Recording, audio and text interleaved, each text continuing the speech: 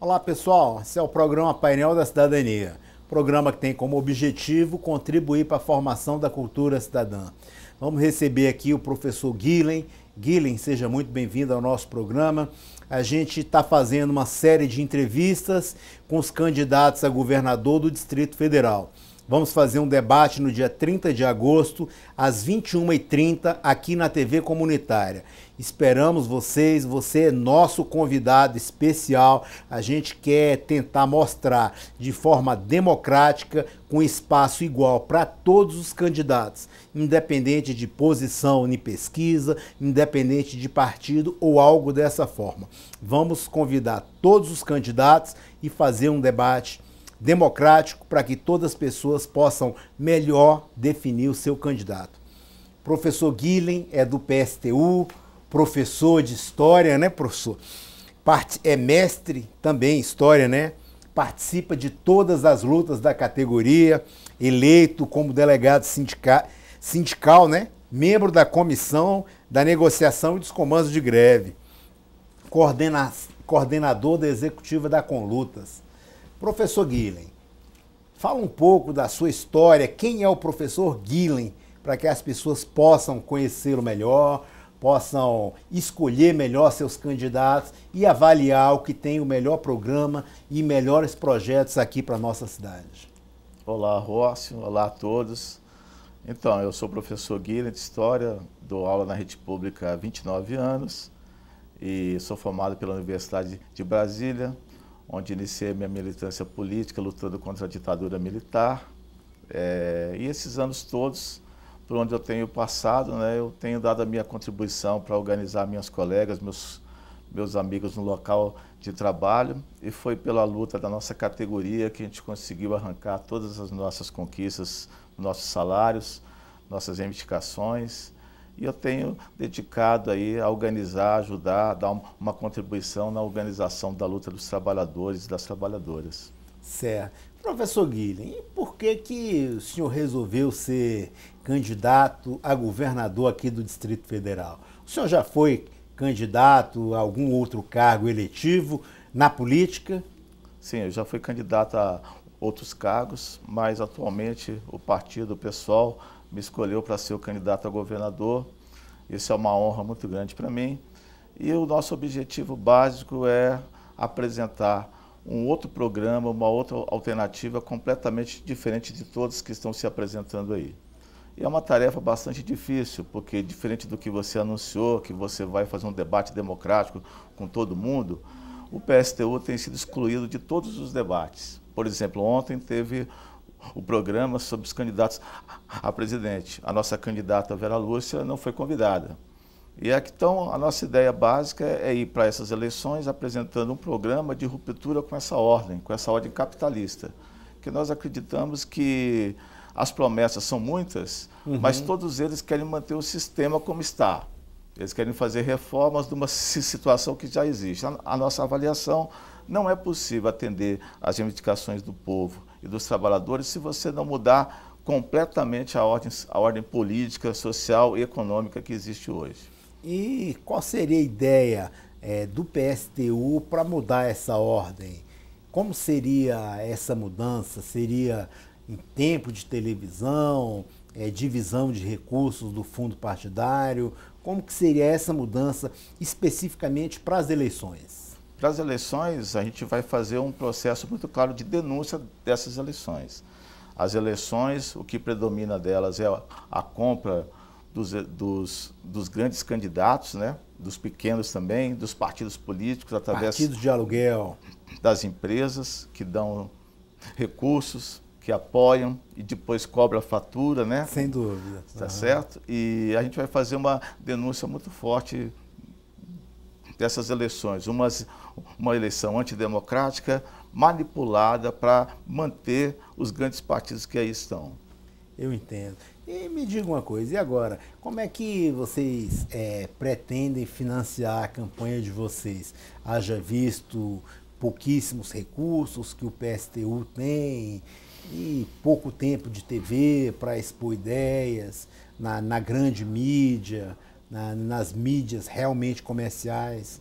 A campanha nossa vai ser com apoio dos trabalhadores, das trabalhadoras e da juventude. É uma campanha voluntária, né, completamente independente dos patrões e do governo. A gente não aceita nenhum recurso de empresa, né, e a gente acha que o povo, a população mais pobre, mais explorada, os servidores públicos, os trabalhadores vão dar o seu apoio e vão contribuir com a gente, né?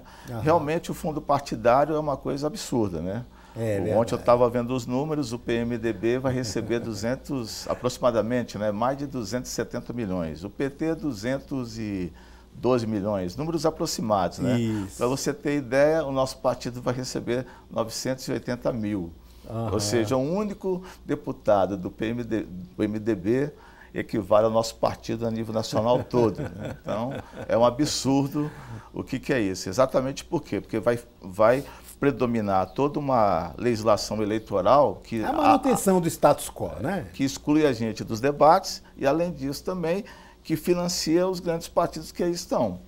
Eles que fizeram essa lei para beneficiar eles mesmos. Exatamente. O MDB, o PT, o PSDB, todos juntos nessa grande reforma política para manter essa situação que se encontra hoje aí de exploração e de dominação sobre a classe trabalhadora, né? A própria eleição mesmo já é um sistema de manutenção do status quo, de predominar o que realmente os grandes partidos querem, de exclusão dos pequenos, não permitindo o acesso desses partidos e desse grupo de pessoas que ali tentam uma mudança diferente, tentar algo novo, tentar uma renovação política, mas não uma renovação simplesmente subjetiva. Aquela renovação que troca o pai pelo filho, troca o primo e coloca pessoas do mesmo grupo defendendo os mesmos interesses, criando políticas públicas simplesmente para atender aqueles nichos específicos, esquecendo da população que realmente necessita de uma melhora constante. É por isso que o povo percebe, o povo não é bobo. Que verdade. No país todo, a cada 2 anos tem eleição. Aqui a cada 4 anos. De 4 em 4. E o tempo passa, as promessas são feitas, mas a vida dos trabalhadores, e principalmente da população mais pobre, que mais precisa, não muda. Verdade. É um sistema de dominação em que aquele candidato promete um monte de coisa, governa para os ricos, se desgasta, eles trocam, colocam outro, diz que vai fazer um mundo maravilhoso, atender todas essas reivindicações, se desgasta porque aplica o arroxo, as reformas salariais, as reformas da Previdência, trabalhista, retira direitos dos trabalhadores, reprime a ocupação de terra, enfim, né? Não, a população não tem acesso à saúde, educação e tal. Esse governante se desgasta, eles trocam de novo por um outro que faz novas promessas. E assim o capitalismo vai se mantendo. Os bancos, as empresas vão muito bem, obrigado. A concentração de renda vai cada vez aumentando mais e a população cada vez vai ficando mais pobre. Né? Exatamente. A gente vê muitos analistas, as pessoas falam do BBB que existe no Congresso, mas ele se refere apenas 3B, né? Que é Bíblia, bala e qual é outra, professor? Bíblia, bala e... não me lembro agora, mas eu já vi essa história. E tem a inclusão também dos bancos, né? Os verdadeiros que financiam os grandes... BBB, acho que é o boi, né? O boi. Os latifundiários, acho que é isso, exato. Né? Boi, bala e Bíblia. E também teria dos bancos também, né? O outro B seria dos bancos. Dos bancos. Então a gente precisa tentar mudar isso e criar políticas públicas que atendam realmente a necessidade das pessoas. A gente vê o lucro dos bancos. Como é que um banco lucra acima da inflação? tem alguma coisa errada aí, não tem? Tem alguma coisa errada em relação a esses ganhos mirabolantes que os bancos têm em cima das pessoas. Exatamente. Por isso que o PSTU ele vai ser completamente diferente. Por quê? Porque a população ela pode esperar das nossas candidaturas, do nosso posicionamento, do nosso programa, um programa de ruptura com o capitalismo que está aí, que só beneficia a minoria.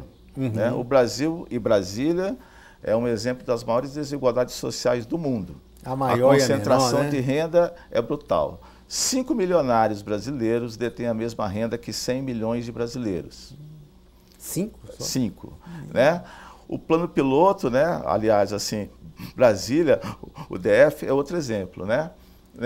No Lago Sul, a renda salarial chega por volta de 27,5 salários mínimos. Per capita.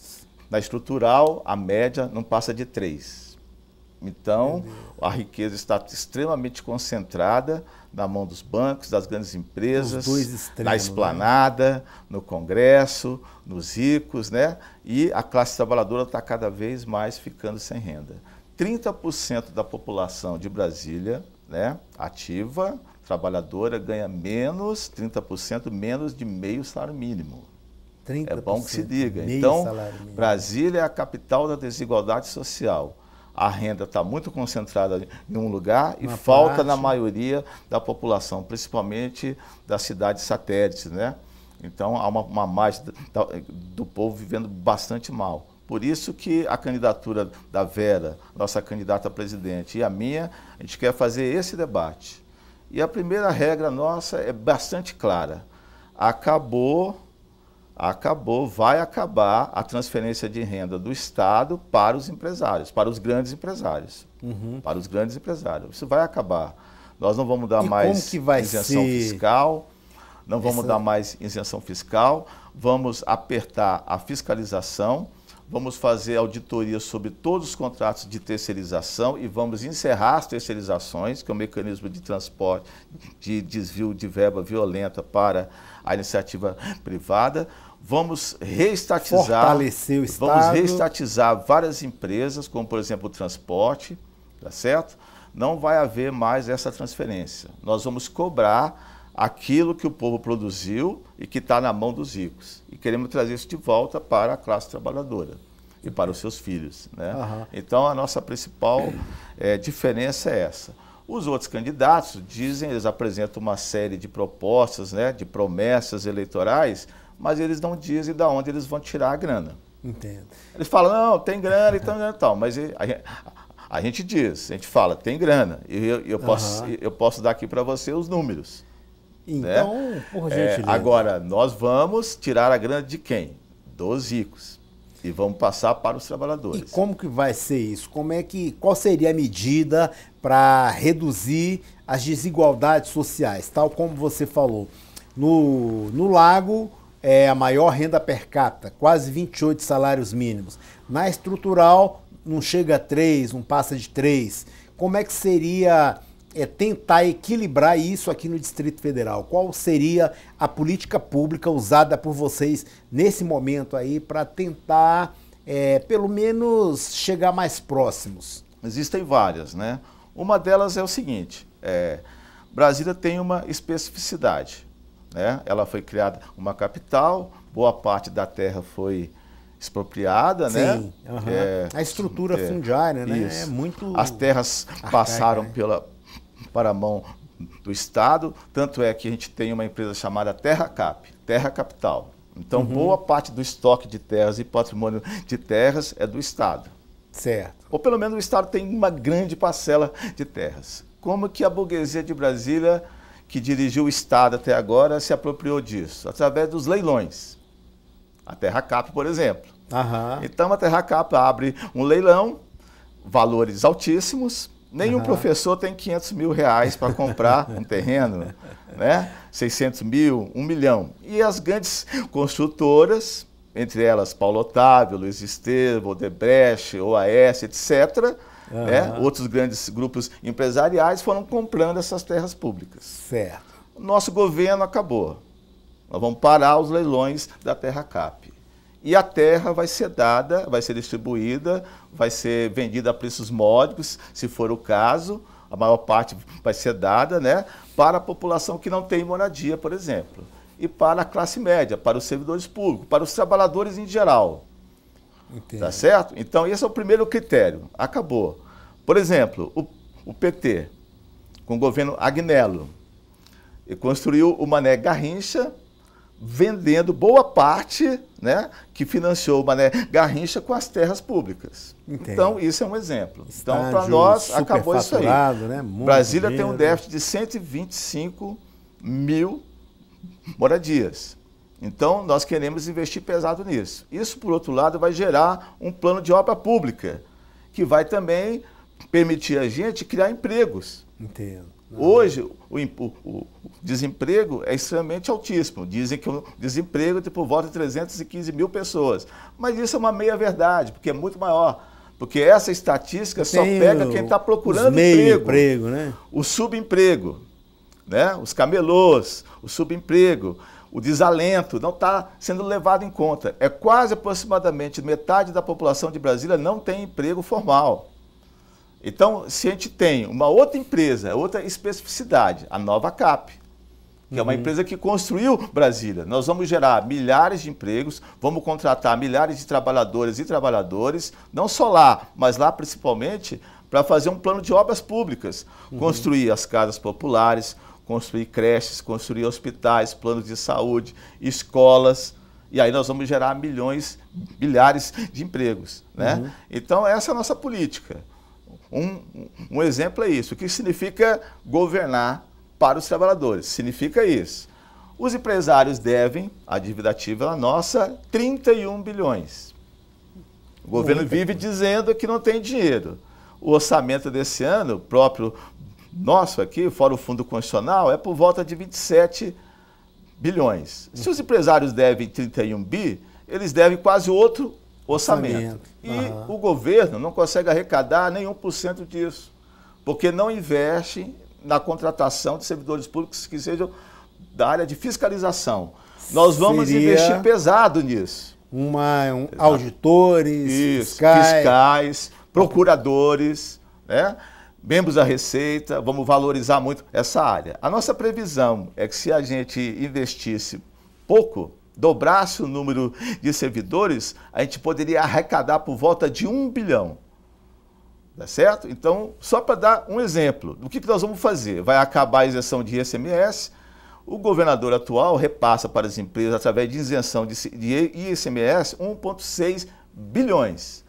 Para as empresas de transporte, ele dá de subsídio, tá certo? 700 milhões. Cargos comissionados, ele gasta mais 600 milhões. E a coisa mais chocante, se isso só não bastasse, tem mais. A área de custeio, a gente calcula mais ou menos que por volta, hoje ele deve investir aproximadamente 7 bilhões. Nós calculamos que por volta 4,5 bilhões sejam de empresas terceirizadas, que lucram em contratos milionários e superfaturados. Porque cá entre nós, se uma empresa se propõe a fazer um serviço ao Estado, ela não faz isso de graça. Lógico. Ela tem o lucro. Então nós vamos acabar com esse lucro. Vigilante, por exemplo. Esse lucro vai passar para o Estado. Um vigilante, por exemplo, ganha em torno de 3 mil reais. Quanto que o Estado A proporção paga... mais ou menos é a seguinte, eu já vi vários estudos, mas o estudo mais ou menos é o seguinte, a proporção é que cada empresa que o Estado contrata, ele paga 6 e o trabalhador recebe 1. A média mais ou menos é 6 para 1. 6 por 1. 6 para 1. Que proporção. Mas não vamos entrar em número aqui. Em detalhes. O cara que é um empresário capitalista, ele não vai prestar um serviço de graça.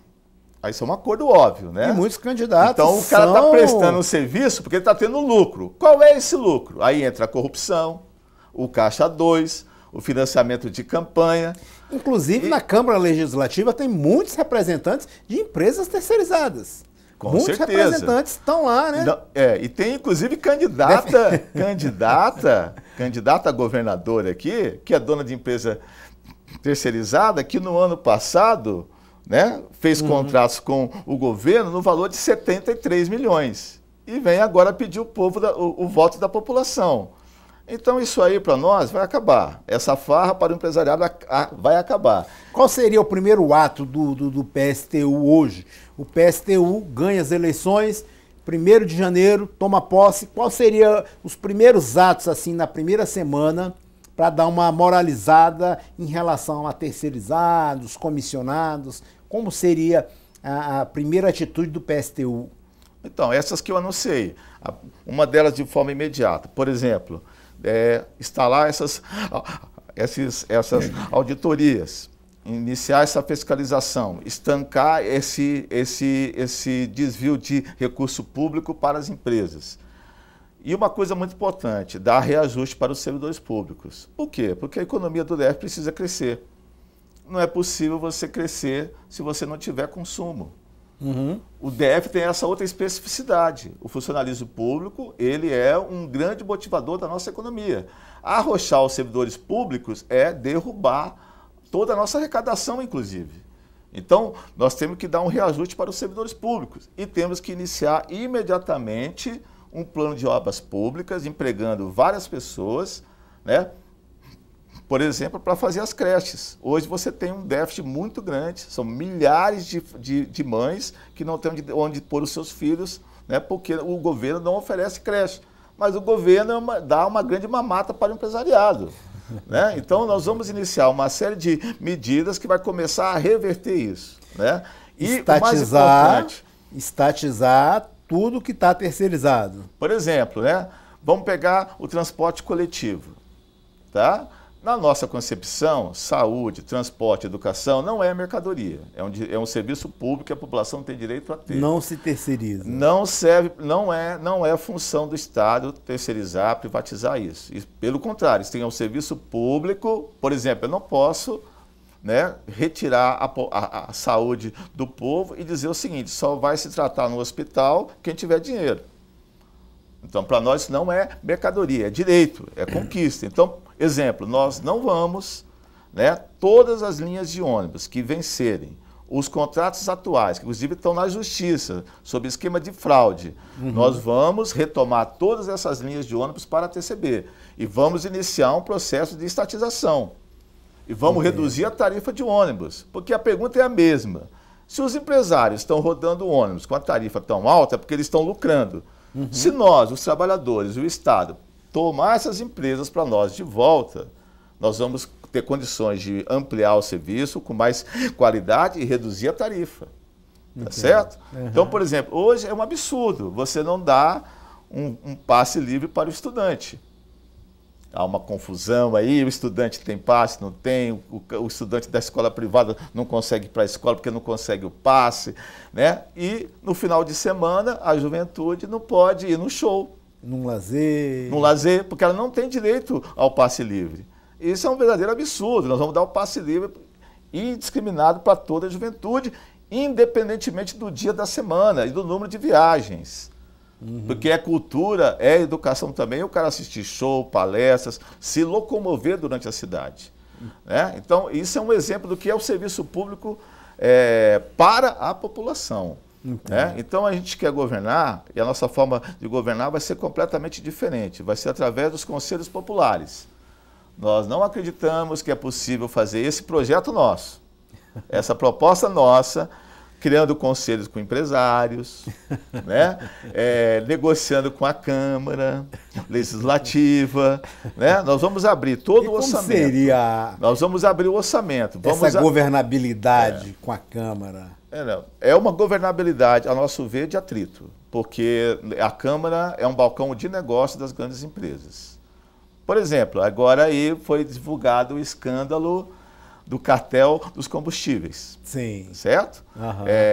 E há todo o envolvimento com os deputados que não queriam que se abrisse novos postos para não furar esse cartel e tal. Esse cartel é um exemplo muito bom de como funciona o capitalismo. A Petrobras privatizou a distribuição. As empresas de distribuição e os postos de gasolina combinaram o preço entre si. A imprensa levanta que só no ano de 2013 o cidadão brasileiro foi lesado em 1 bilhão.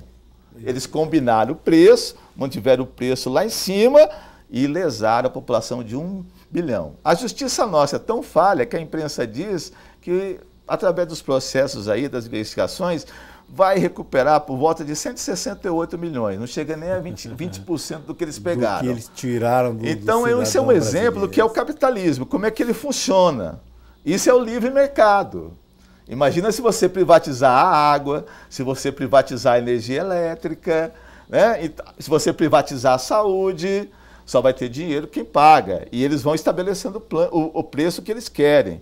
Então, esse negócio de livre concorrência não existe no capitalismo. Isso é muito bom de papo, mas na prática não existe. Resolve, né? Então, esse tipo de coisa nós não vamos admitir. Então, nós vamos governar com o povo mobilizado, com a mobilização. É por isso que nós estamos nas eleições chamando o povo a fazer uma rebelião. Entende. É preciso fazer uma rebelião, porque o capitalismo não funciona para a maioria.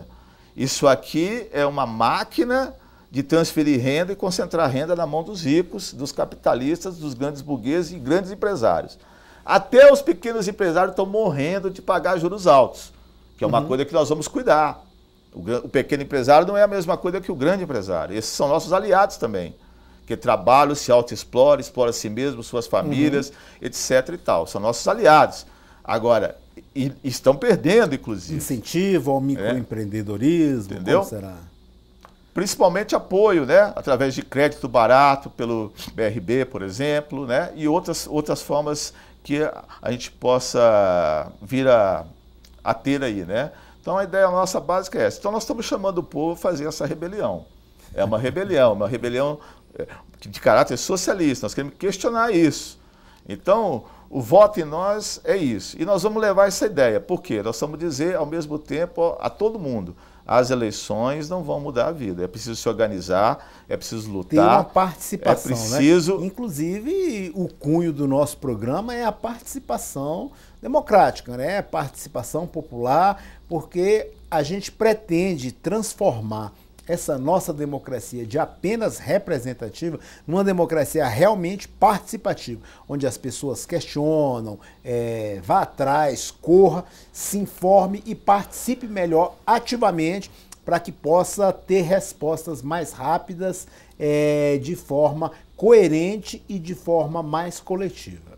Exatamente, porque, e vamos dizer mais, essa rebelião ela tem que ser a nível nacional. Por isso nós também temos candidato a companheira Vera e o companheiro Rex, vice, né? Vera é uma operária, uma mulher operária, negra, nordestina. É de qual estado ela? Lá de Sergipe, né? Sergipe. Né? Então, é uma companheira aí de luta e nós queremos que a população de Brasília tenha claro, diferente do que os políticos aí dizem, que não é possível mudar o DF a fundo mesmo, com transformações profundas que a classe trabalhadora precisa, se não mudar o país. Verdade. Né? Então, o DF é extremamente dependente do país. Né? Então, é preciso ter claro isso. Né? Se você tiver o corte de verba do SUS, atinge diretamente a população daqui. Se o servidor público federal não tiver reajuste, os federais que moram aqui vão sofrer um arroxo salarial. A reforma trabalhista é feita pelo governo federal. A reforma da Previdência, que eles querem retirar os nossos direitos, é feita pelo governo federal. Nós importamos gasolina, energia elétrica e por aí vai. Então, nós queremos ter claro, né? Acabar com o desemprego não é só uma tarefa que é possível fazer aqui. É preciso também que isso ocorra a nível do país inteiro. Perfeito. Professor Guilherme, a gente vai para um rápido intervalo e voltamos em 2 minutos. Lembrando que você de casa pode participar conosco, sugerindo temas, debatedores, pode rever esse e outros programas através do paineldacidadania.com.br ou solicitando através de mensagem de WhatsApp 6199-811-4665. É rapidinho, 2 minutinhos a gente volta com o professor Guilherme.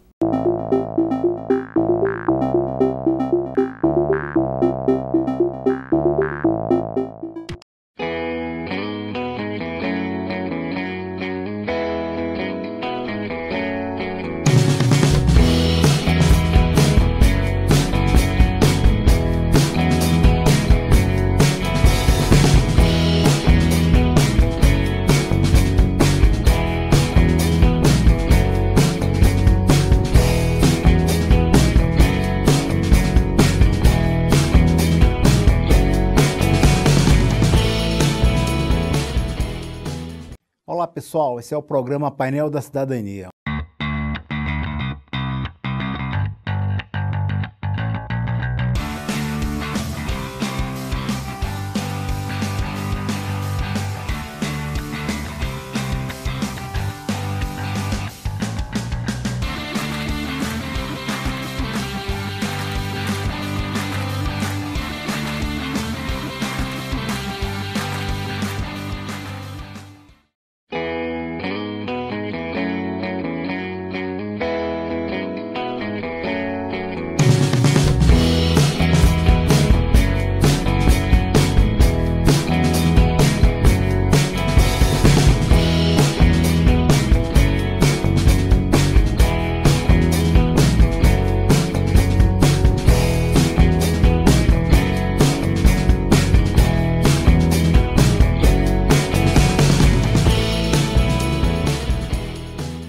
Olá pessoal, esse é o programa Painel da Cidadania.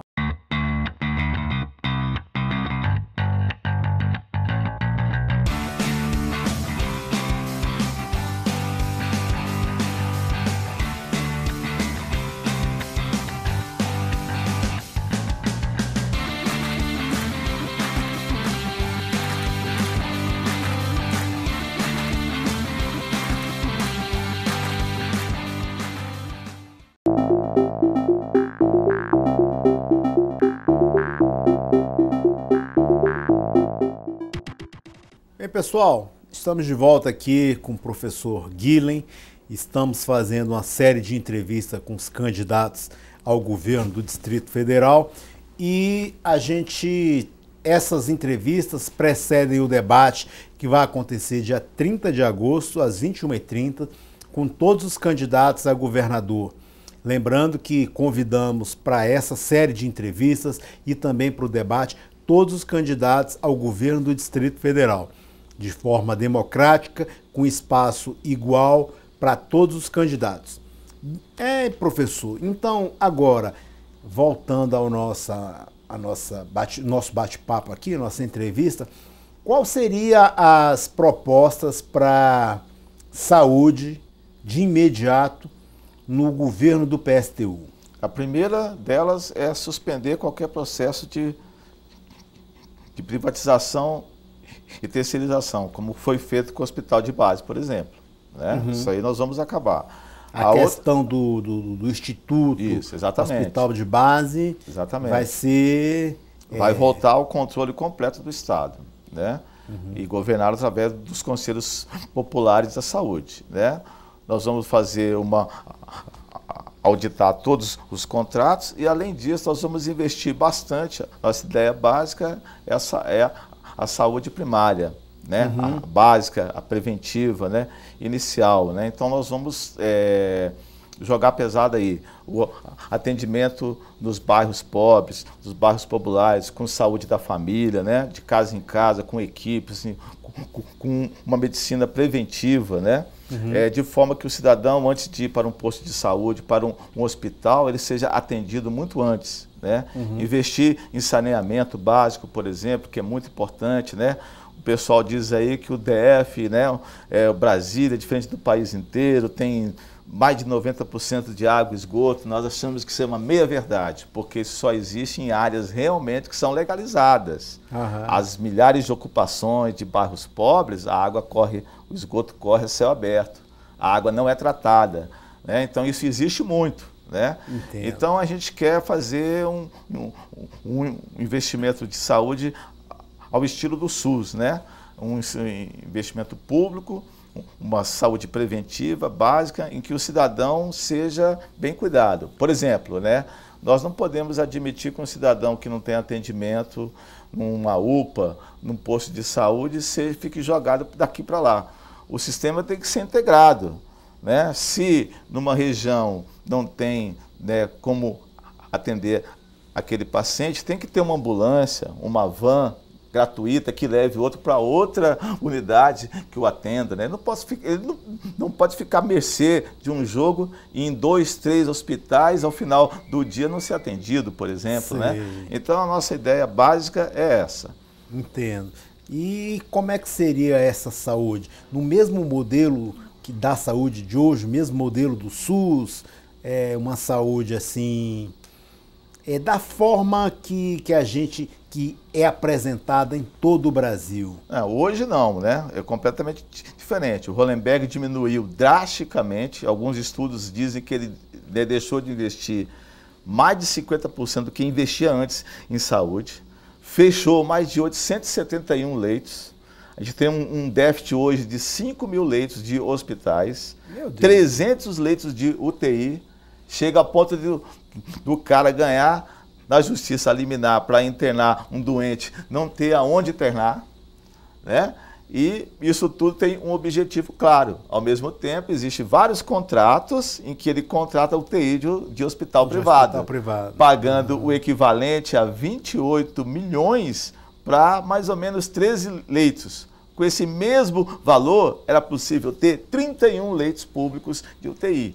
Então, nós temos que mudar completamente essa saúde. O cidadão tem que ter uma saúde perto de casa, do seu local de moradia, preventiva, atendido ali, né, para que ele, de fato, seja respeitado. É como eu disse, a saúde não pode ser uma mercadoria, não é negócio.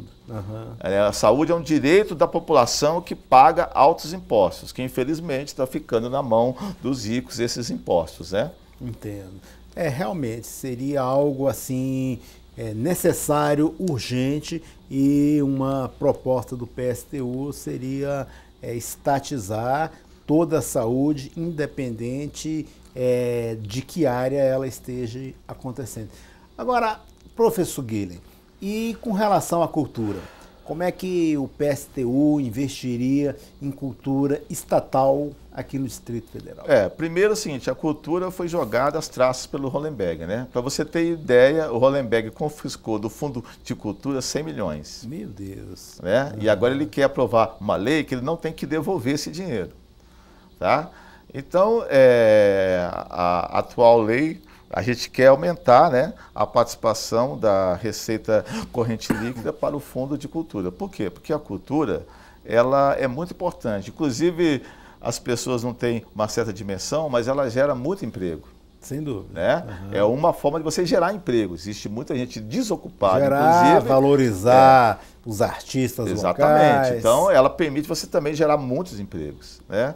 E a política de cultura aqui é também uma política totalmente segregacionista. Né? Aqui no plano piloto você tem grandes equipamentos de cultura, infelizmente fechados também, como o Teatro Nacional. A gente vai reabrir o Teatro Nacional. Agora nós queremos investir nas casas de cultura, nas cidades satélites, em teatros, né? Em outros equipamentos de cultura, porque lá onde está a juventude, a maioria dela, né, que não tem acesso, que não tem direito a andar de ônibus. E há recursos para isso? Há recursos. É como eu disse para você, depende de como você vai administrar o Estado. Se você vai pegar o imposto público, aquilo que é arrecadado, aquilo que vem da União, né, cobrar a dívida que os empresários têm, sim, deixar de subsidiar essas empresas e esse lucro, esse dinheiro vier para o Estado, é possível, né, ter uma nova política de cultura, né, um que atenda a maioria da população. Né? Então, essa é a nossa ideia básica, né? Desenvolver isso. Por exemplo, hoje o Hollenberg abriu apenas, em 4 anos de governo, uma casa de cultura. Meu Deus. Então, isso é um exemplo. Não é nenhuma por ano. Né? Professor, anteriormente o senhor falou do estádio Mané Garrincha, a gente até comentou sobre suposto superfaturamento. Agora eu queria que você falasse o que fazer com o estádio Mané Garrincha. O que pode ser feito com o estádio Mané Garrincha? Porque hoje ele só está dando despesa. Mais ou menos, porque isso também é uma boa é um fato, ele dá despesa, mas também isso pode ser uma desculpa interessante para fazer o seguinte. Primeiro, o Estado torrou terras da Terracap e investiu mais ou menos 4 bilhões para levantar um estádio. 4 bilhões? 4 bilhões. Por quê? Porque as terras valorizavam... Não, o Estado todo. Então, sim, o órgão público, o Estado, gastou 4 bilhões para construir aquele equipamento. Entendo. E agora vem o Hollenberg e vai falar assim, não, nós vamos passar para a iniciativa privada. Então abre o olho. Entendo. Ah, então a iniciativa privada vai ganhar agora 4 bi que o Estado pagou. Então a primeira coisa, nós vamos parar isso aí.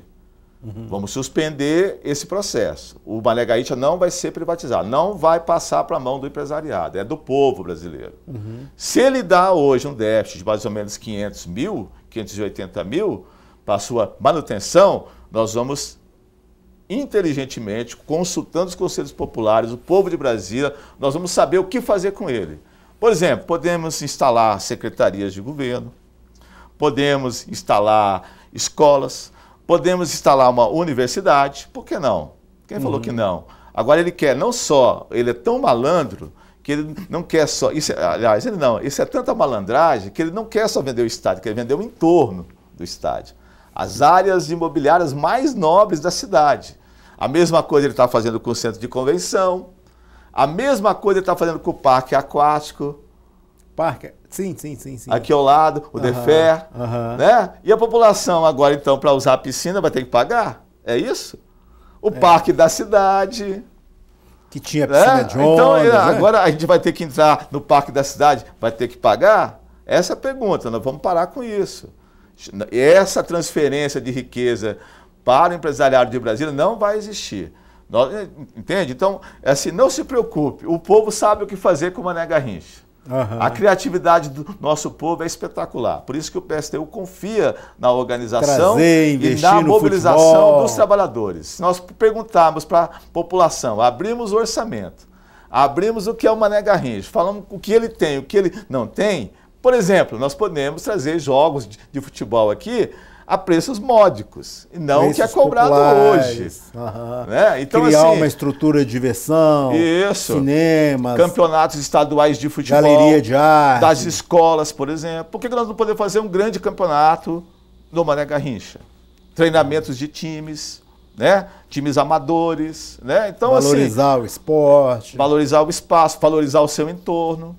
Né? Então, assim, é isso que a gente pensa, entende? Isso aí é uma malandragem, isso é uma armação. Por que o empresariado não gastou antes 4 bi? Sozinho. Né? Agora ele quer pegar o estádio para ele, né? É muito cômodo, né? É aquela velha história, né? Autódromo, Autódromo, por aí vai. Né? Então, assim, essa é a política que eu digo, é transferir aquilo que é nosso para um punhadinho de gente rica. Entendo. Que depois vai financiar esses mesmos políticos, né?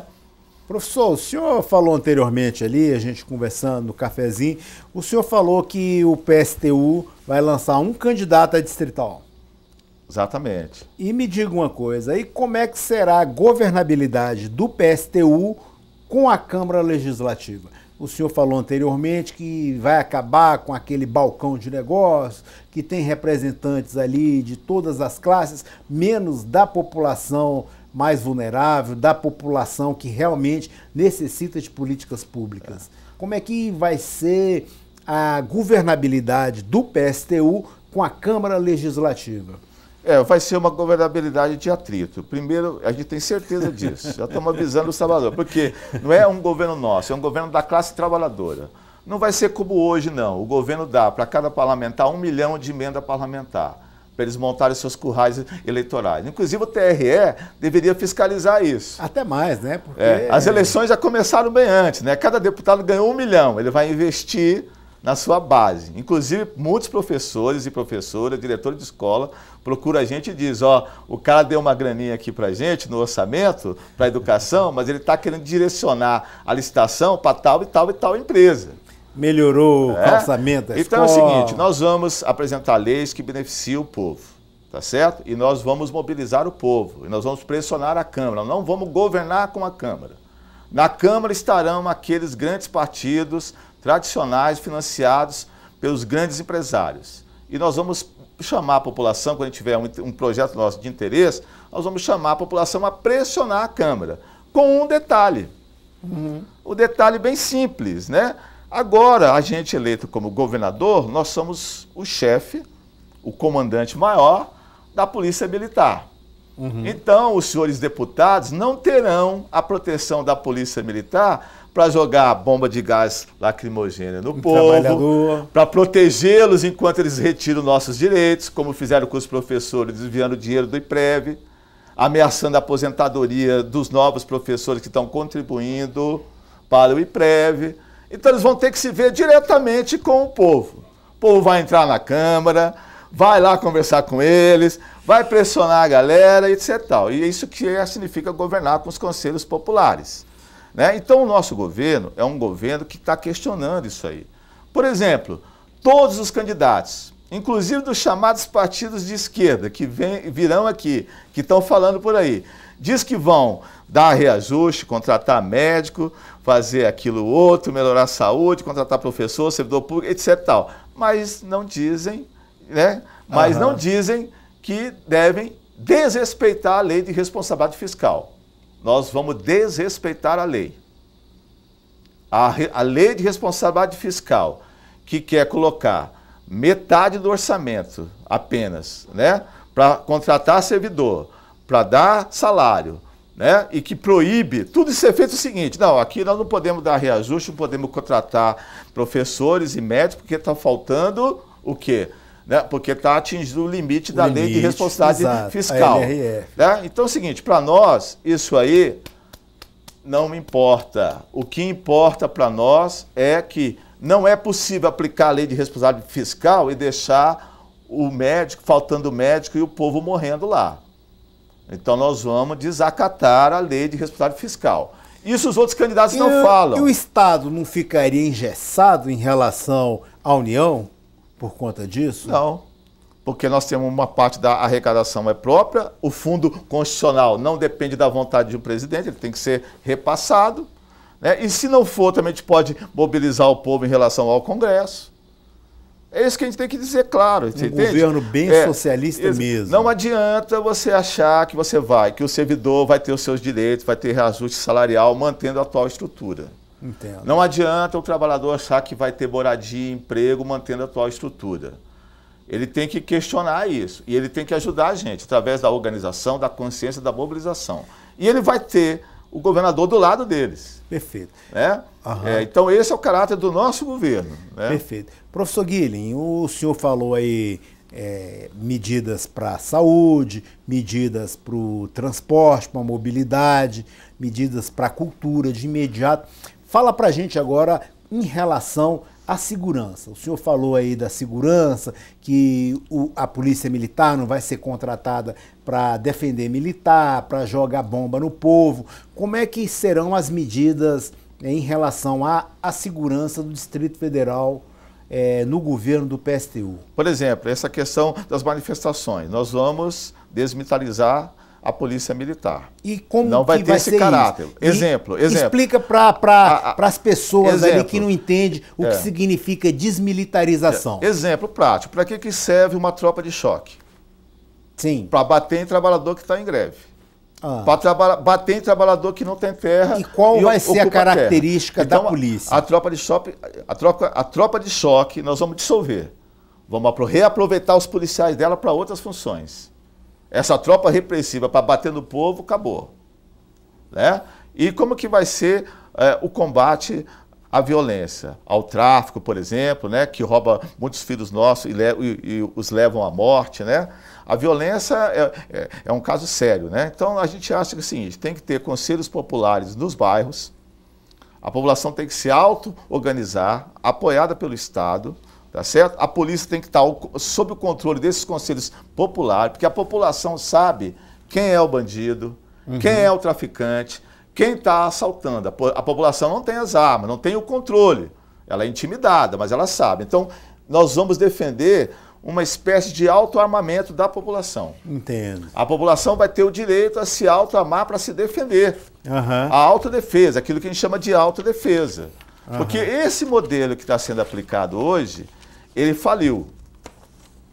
Ontem saíram os dados sobre o mapa da violência, o Fórum Brasileiro de Violência. A imprensa toda comentou. Esse modelo de policiamento que existe hoje, ostensivo, está levando ao seguinte, vou te dar só uns números para que as pessoas pensem. dados oficiais do governo, né? Não são dados nossos, né? De todos os governos estaduais, secretarias de segurança e por aí vai. Dados oficiais, 175 mil mortos por dia. Muita gente. Por dia, 63 mil mortos por ano. Só vem aumentando. Se você agregar feminicídio, Brasília já tem o mesmo número de feminicídios do que o ano passado. Nós estamos mais ou menos no meio do ano. Né? Nos últimos 2 dias, 3 mulheres mortas. 3 mulheres mortas. Tá certo?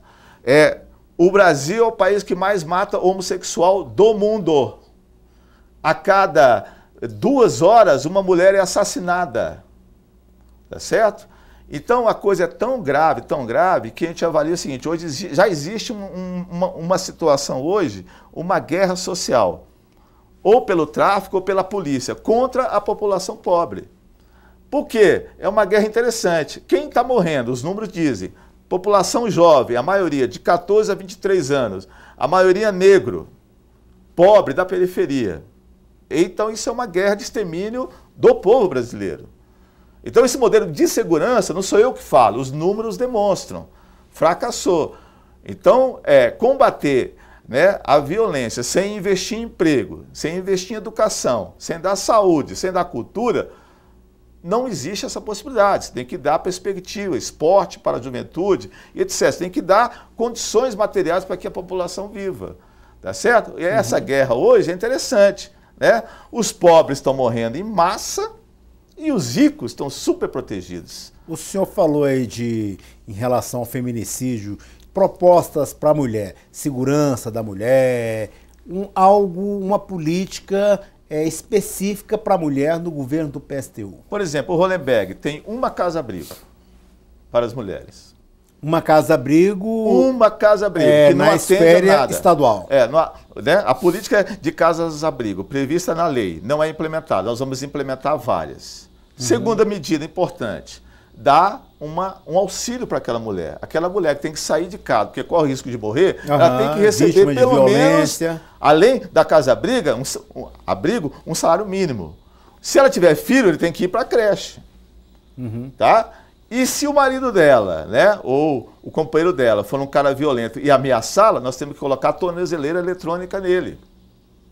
A gente não pode esperar a mulher morrer primeiro para depois tomar uma medida punitiva. Então, esse cara não pode se aproximar dela. Caso ela sofrer uma ameaça, como aconteceu com várias dessas aí que morreram, chegaram a morrer, houve sinais de que ela poderia sofrer uma violência que pudesse levar à morte. Isso. No caso de ela ter um sinal desse, uma ameaça, o sujeito iria...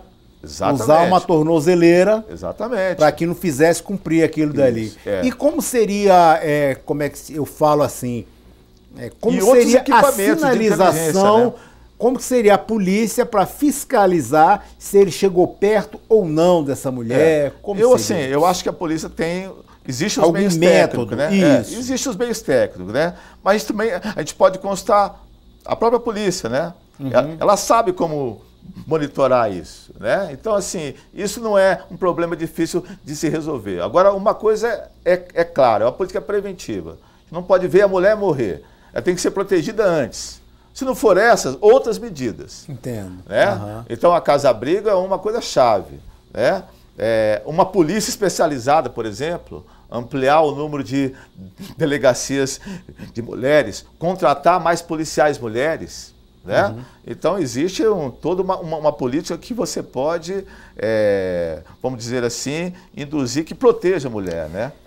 Hoje, a mulher é totalmente desprotegida. Ela sofre 1, 2, 3 ameaças até ser jogada pela janela. Nossa, uns crimes bárbaros, terrível, né? E a sociedade faz o quê? Nada. Situação triste mesmo, realmente.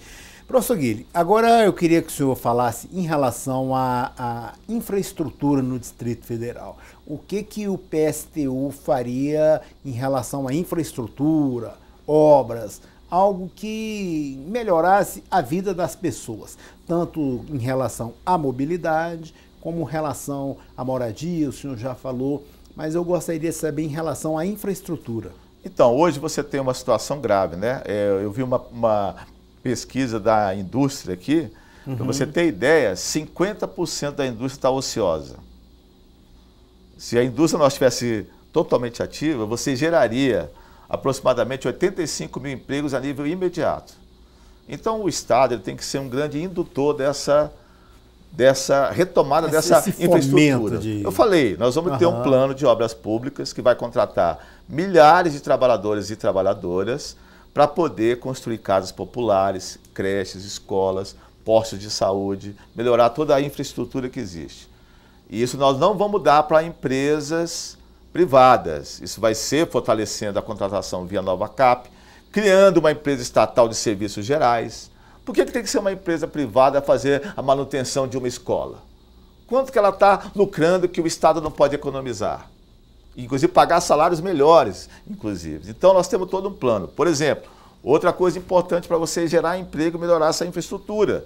O Distrito Federal tem hoje aproximadamente 10 mil hectares apenas de agricultura familiar. E nós temos um estoque de terra pública de 110 mil hectares. E as famílias de sem terra existem aos milhares. Né? Existem milhares de pessoas aí que não têm acesso à terra. Né? Então nós vamos assentar essas pessoas em pequenas propriedades, o Estado vai apoiar e nós vamos então dinamizar a produção agrícola, por exemplo. Né? Hoje, a maior parte da produção agrícola do DF, pasme você, é para produzir soja e milho, para exportação.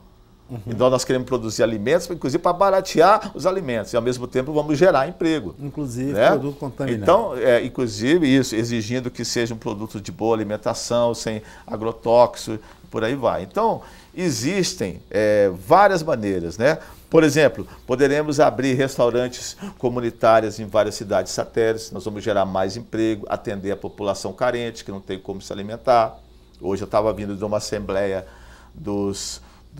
teve um ato público hoje foi Dia Nacional de Luta, né? E assisti uma assembleia dos assistentes sociais, os assistentes sociais dizendo o seguinte, antigamente a população carente ia para os CRAS, né? Procurando um curso para fazer, procurando uma alternativa. Agora o cara fica na fila, passa a madrugada para receber uma cesta básica. E várias denúncias, não tem um assistente social em CRAS do Recanto das Emas, do Gama, da Ceilândia, tem um psicólogo, não tem assistente social, o outro tem assistente social, não tem um psicólogo. Então a população está completamente abandonada. Né? Então, assim, é preciso ter uma política para acabar com isso, gerar emprego, gerar renda, investir no nosso povo. Não dá para a gente se contentar em aplicar as leis que aí estão. Essas leis não foram feitas para o povo. Essas leis, como eu disse, hoje a elite de Brasília e do Brasil está protegida. Ela tem um esquema de defesa, ela tem câmaras, ela tem empresas terceirizadas que fiscalizam suas casas, a polícia as atende rapidamente, né? Você vai aqui no setor de embaixada, Lago Sul, Lago Norte, a polícia vai lá rapidinho, chega lá, protege os ministros, um estado diferente, o Congresso, né? Então é outro país, né? E a população está morrendo numa guerra. Né? Então isso aí é fruto do capitalismo. O capitalismo está levando a uma degradação, né? A uma destruição do nosso povo. Né? Uma jornalista, eu fiquei impressionada, o pessoal às vezes fala assim, né? Mas, cara, mas você está chamando a gente para fazer uma revolução socialista, isso não é muito violento, não? Aí eu já estou mostrando para você que a violência já existe. Uma jornalista pegou esses dados, olha o número. Olha o número, ela pegou os dados, né, e fez uma comparação. De 2006 a 2016, pegou só a juventude brasileira. Morreram 325 mil jovens. Meu Deus, que tristeza. E ela fez uma comparação com a Guerra do Vietnã. 7 vezes mais jovens brasileiros morreram do que os soldados americanos, são 47 mil em toda a Guerra do Vietnã em 20 anos. Meu Deus. Tristeza, professor. Então a guerra já está instalada, só que é uma guerra contra nós. O povo está morrendo, a elite não, está muito bem, obrigada. Né? Então nós temos que acabar com isso. Então nós estamos chamando o povo a fazer essa rebelião com a gente. Né? Professor Guilhem, gostaria de agradecer a sua presença nessa série de entrevistas aos candidatos a governador aqui do Distrito Federal.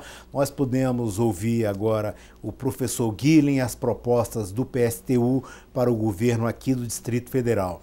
Estamos convidando todos os candidatos a governador aqui do Distrito Federal para as eleições 2018 de forma democrática e igual para todos. Professor Guilhem, gostaria que você fizesse suas considerações finais para que a gente possa encerrar esse bate-papo gostoso aqui e as pessoas puderam conhecê-lo melhor, por favor. Então, é isso. Então, a gente está se dirigindo à população de Brasília, à classe trabalhadora, à juventude, pobre, explorada, aos LGBTs, aos negros que sofrem o racismo, né? As mulheres que estão morrendo, as mães que não têm creche, enfim, a todo o povo trabalhador dessa cidade, né? Aqui, venha com a gente, né? Vote em Vera para presidente da República, vote nos nossos candidatos aqui a nível do Distrito Federal, porque os outros candidatos, eles estão todos aí. Ou eles querem continuar governando para o que existe, ou acham que é possível reformar esse sistema. Nós não achamos que é possível, né? Nós achamos que é preciso mudar completamente. Por isso que nós estamos chamando o povo, acima de tudo, né? Independente das eleições, né? Nós só vamos conseguir essas conquistas, essas reivindicações através da mobilização, a que se organize, que tenha consciência, a que se rebele. Vamos fazer nesse país e nessa cidade uma grande revolução socialista. E tenho certeza que a gente, como governador, vai governar para a maioria da população desse país e dessa cidade. Ok, estivemos aqui com o professor Guilhem. Professor Guilhem, muito obrigado. E a você de casa, pode rever esse e outros programas acessando nosso website paineldacidadania.com.br ou solicitando através de mensagem de WhatsApp 6199 811 4665. Um forte abraço em cada um de vocês e até o próximo programa.